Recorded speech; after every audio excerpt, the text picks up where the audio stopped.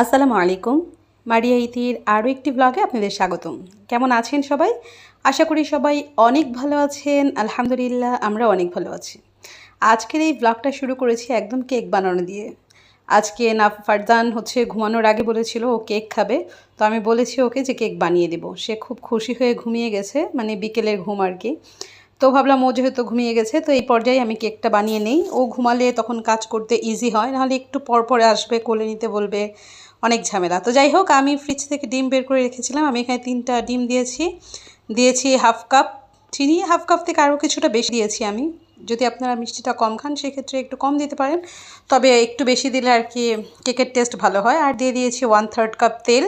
তো এগুলোকে আমি ব্লেন্ডার করে নিয়েছি, আমি ব্লেন্ডারের জারের মধ্যে। আপনারা চাইলে যে কোনো হুইস্ক বা হাতের মাধ্যমেও করতে পারেন। তো এখন আমি এটাকে একটা বাটির মধ্যে ঢেলে নিব। এই মিশ্রণটাকে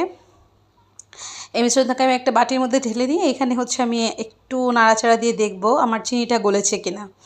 তো আমি একটু চেক করে দেখেছি আমার চিনিটা কিন্তু বেশ ভালো করে গলে গিয়েছে, আর কোনো কিছু অবশিষ্ট নাই। তো এই পর্যায়ে আমি যে আমার কি বলে এটাকে, যে আটা বা ময়দা যেগুলো আছে বা শুকনো উপকরণগুলো আছে সেগুলোকে আমি এর মধ্যে দিয়ে দিব। প্রথমে আমি দিয়েছি এখানে 1 কাপ পরিমাণ আটা। এরপরে আটা তো না, আমি ময়দা ব্যবহার করেছি। 1.5 কাপ পরিমাণ ময়দা আমি টোটাল ব্যবহার করেছি এখানে। এরপর দিয়ে দিচ্ছি গুঁড়া দুধ দিচ্ছি আমি এখানে 3 টেবিল চামচ পরিমাণ। আমি একদম ভরে ভরে 3 টেবিল চামচ পরিমাণ দিয়েছি। এরপর আমি এর মধ্যে দিয়ে দিব বেকিং পাউডার আর বেকিং সোডা। আমি এখানে বেকিং পাউডার দিয়েছি হাফ চা চামচ, দুঃখিত, আমি বেকিং সোডা দিয়েছি হাফ চা চামচ আর বেকিং পাউডার দিয়েছি 1 চা চামচ পরিমাণ, একটু ভরে। তো এখন আমি সবগুলোকে একটু ভালো করে চেলে নিব, এতে করে কিন্তু ব্যাটারটা অনেক বেশি স্মুথ হবে। তো এই তো দেখতেই পাচ্ছেন আমি এখানে ব্যাটারটাকে একটু চেলে নিচ্ছি। এরপরে যে অবশিষ্ট দানাদার টাইপের থেকে যাবে এগুলোকে আমি ফেলে দিব। এতে করে খুব স্মুথ টাইপের একটা ব্যাটার তৈরি হবে। এখন তো কেক অনেকেই পারে, তো আমি আজকে কেকটা মানে আমার স্পেশাল আমি এটাকে একটু এয়ার ফ্রায়ারে করব। তো শুরুতে এটা শুরু করে বলা উচিত ছিল, এটা আমি এয়ার ফ্রায়ারে আজকে করব। তো আমি যাই হোক মিশ্রণটাকে বেশ ভালো করে আমি চামচ দিয়ে মিশিয়ে নিচ্ছি। আপনারা চাইলে যে কোনো স্প্যাচুলা বা যে কোনো কিছু দিয়ে মিশিয়ে নিতে পারেন, হুইস্ক, যেভাবে ইচ্ছা। তো আমি চামচ দিয়ে এখানে হালকা হাতে মিশিয়ে নিচ্ছি। তো আমি দেখলাম এখানে না আমার এই যে উপকরণটা, এই মানে উপকরণগুলা সেগুলো একটু থকথকে হয়ে গিয়েছে। কোনো সমস্যা নেই, আমি এখানে একটু হালকা যে ওয়ার্ম ওয়াটার বা হালকা কুসুম গরম পানি যেটা বলে সেটাকে এখানে দিয়ে দিচ্ছি। সামান্য দিবেন, চোখের আন্দাজে আর কি বুঝে নিতে পারেন যে আপনি কি পরিমাণ দিবেন, যাতে কেকের ব্যাটারটা তো একদম পাতলাও হবে না আবার একদম ভারীও হয়ে যাবে না, একটু এর মাঝামাঝি থাকবে। তো এই তো আমি অল্প একটু মিশিয়ে দেখে নিচ্ছি যে আমার কেকের ব্যাটারটা কীরকম হয়েছে। আমি পরে আরও একটু দিয়ে নেড়েচেড়ে মিশিয়ে নিয়েছি। তো এই তো দেখতেই পেলেন আমার কেকের ব্যাটারটা পুরো এখানে রেডি হয়ে গিয়েছে। এখন আমি কেক বানাতে চলে যাব। কেক বানানো বলতে আসলে এখন আমি কেকটাকে মোল্ডের মধ্যে ঢেলে দিব। আমি এরকম একটা মোল্ড নিয়েছি আর এর মধ্যে আমি একটা বেকিং পেপার দিয়ে দিয়েছি তেল ব্রাশ করে। আর বাকি এই যে কাপ কেকের বানাবো, যেহেতু ফারজান নাফি অনেক বেশি পছন্দ করে কাপ কেক, মানে দেখতে আর কি ওইটা বেশি ভালো লাগে যেহেতু, তো সেই জন্য আর কি আমি কয়েকটা কাপ কেকের মোল্ড নিয়েছি, যতটুকু হয় দিয়ে দিব।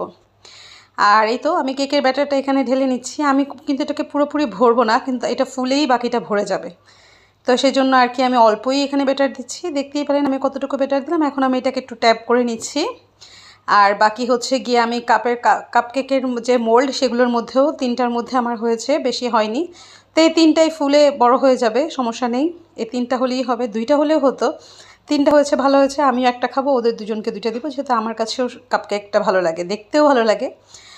তো এইখানে আমি ভুল করেছি, আমি যেহেতু এয়ার ফ্রায়ারে বানিয়েছি, আমার মতো যদি কেউ এয়ার ফ্রায়ারে বানান, আমি কিন্তু আগে প্রিহিট করে নিয়েছিলাম 10 মিনিট। এই 10 মিনিট প্রিহিট যেটা করেছি সেটা করার কোনো দরকার নেই। আমি এটা ভুলে 10 মিনিট করে নিয়েছি। আমি ভাবলাম কি যে অনেককে দেখি ওভেনে 10 মিনিট প্রিহিট করে নেয়, তাহলে হয়তো ভালো হবে। কিন্তু এতে করে আমার কেকটা শুরুর দিকে পুড়ে গিয়েছিল, মানে মাঝখানে উপর দিয়ে হয়ে গিয়েছিল, পুড়ে তো নাই, উপর দিক দিয়ে বেশি হয়ে গিয়েছিল আর ভিতরে একটু কাঁচা ছিল। তো যাই হোক, এখানে আমি প্রথম যে ভুলটা করেছি সেটাই দেখাচ্ছি, যে আমি এখানে প্রথমে 200 ডিগ্রি, এটা কী বলে, 200 ডিগ্রির মধ্যে দিয়েছিলাম।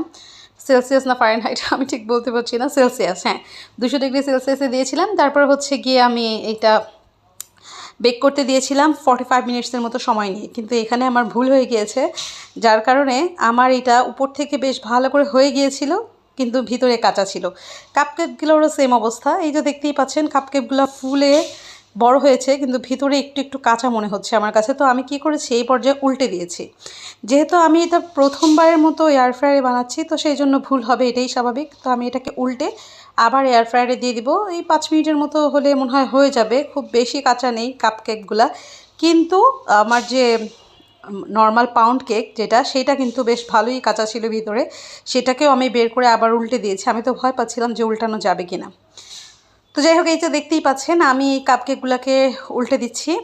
আবার এয়ার ফ্রায়ারটা বের করে আমি আপনাদেরকে দেখাচ্ছি যে এখানে যে পাউন্ড কেকটা দিয়েছি সেটাই যে দেখছেন উপর থেকে কি সুন্দর ভালো করে হয়ে গিয়েছে। কিন্তু ভেতরটা আমি একটা চামচ দিয়ে আর কি, আমার যে স্ট্র যে চামচগুলো, সেগুলো আমি একটা ঢুকিয়ে দেখাচ্ছিলাম যে পুরোটা ভিতরে কাঁচা রয়ে গেছে, যে দেখতেই পাচ্ছেন এখনও কাঁচা রয়ে গিয়েছে। তো আমি কি করেছি, এটাকে আবার বের করছি। বের করে আমি অনেক সুন্দর করে আস্তে আস্তে এটাকে উল্টে দিয়েছি, উল্টে আবার দিয়ে দিয়েছি। তাই তো দেখতেই পাচ্ছেন ভিতরে কিন্তু কাঁচাই, যে পিছন দিক দিয়ে যখন আমি এটা উঠাচ্ছি এটা কিন্তু পিছন দিক দিয়ে পড়ে যাচ্ছে। তো আমি অফ ক্যামেরায় এটাকে জাস্ট ধরে খুব তাড়াহুড়ো করে উল্টে দিয়েছি, এই যে ভিতর থেকে এটা বের হয়ে যাচ্ছিল। তো সমস্যা নেই, আমি উল্টানোর পরে এটা বেশ ভালোই হয়েছে। পরবর্তীতে সেটা দেখতে পারবেন। তো আমার যে ভুল হয়েছে সেই ভুলটাকে কিন্তু আমি বলে দিলাম। এরপরে আমি এটাকে আর বাড়িয়ে দিইনি, আমি এবার এটাকে কমিয়ে 140 ডিগ্রিতে দিয়েছি। 140 ডিগ্রি, সরি, আমি বারবার আমার কথা মুখে বেঁধে যায়। তো যাই হোক, আমি এখানে 140 ডিগ্রিতে দিয়ে তারপর হচ্ছে টাইম কমিয়ে দিয়েছি। তো টাইম আমি এখানে দিয়েছি মনে হয় 20 মিনিটের মতো দিয়েছিলাম। আমি একটু দেখে নেই, ভুলে গিয়েছি। সময়টাকে আমি কমিয়ে দিয়েছি। তখন আমার 10 মিনিট পরে, আমি যখন 200 ডিগ্রিতে দিয়েছিলাম তখন কিন্তু 10 মিনিট পরে অবস্থা ছিল। তো এখন আমি 140-এ দিয়ে 20 মিনিটের জন্য দিয়ে দিয়েছি। তো এয়ার ফ্রায়ারে যারা কেক বানাবেন তারা এটাই করতে পারেন, 30 মিনিটের জন্য দিতে পারেন 140 ডিগ্রিতে। এতে করে কিন্তু ভালো হবে, সুন্দর হবে যাদের এয়ার ফ্রায়ার আছে। আর যারা চুলায় বানান তারা তো জানেনই। আর এই যে কাপকেকগুলো কিন্তু আমি আর 5 মিনিট পরে বের করে ফেলেছিলাম। এবার বেশ ভালো করে হয়ে গিয়েছে, স্পঞ্জি সব কিছু আছে, ভিতরে কোনো কাঁচা নেই। তো আমরা হচ্ছে, আমি আর নাফি দুজনে মিলে গরম গরম কাপকেক খেয়ে নিয়েছিলাম।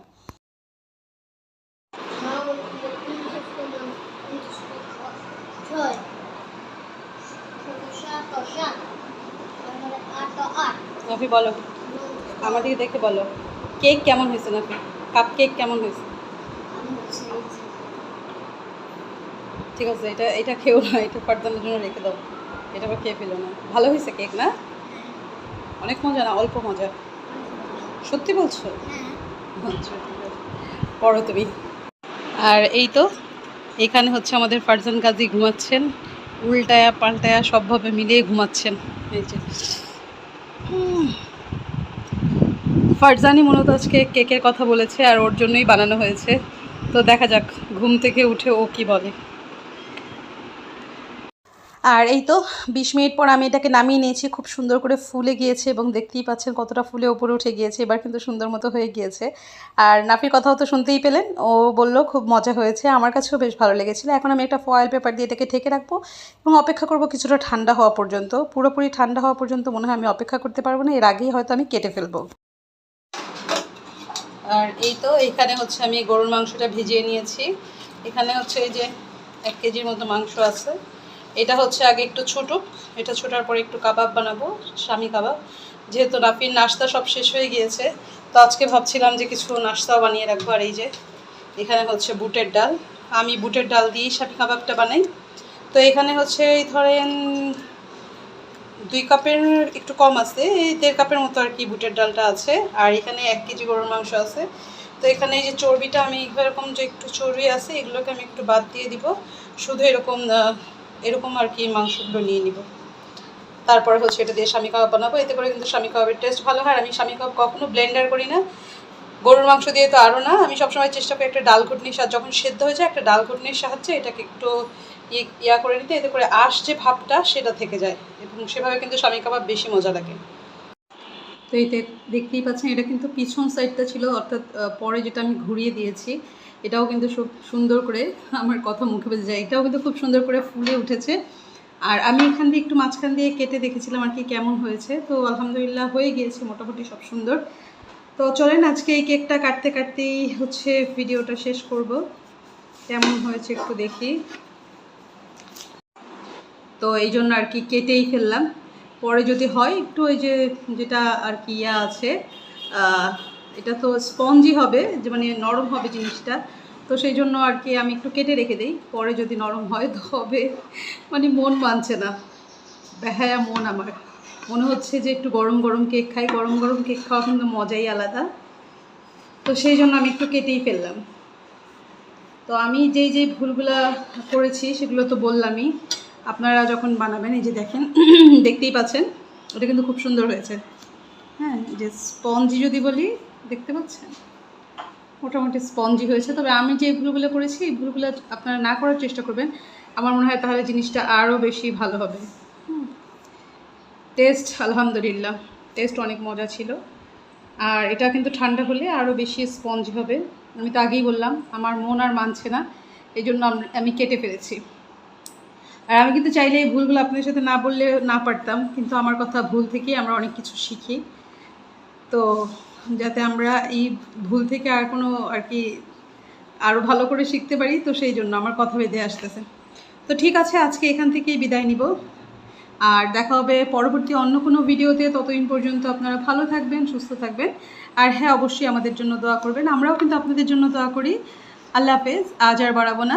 আল্লাহ হাফেজ, আসসালামু আলাইকুম, আল্লাহ হাফেজ।